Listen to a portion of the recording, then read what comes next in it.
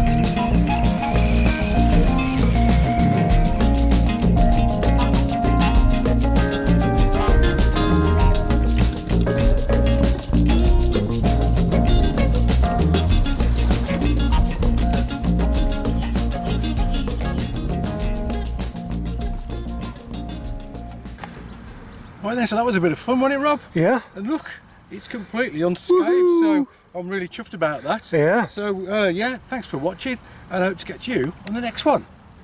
Bye.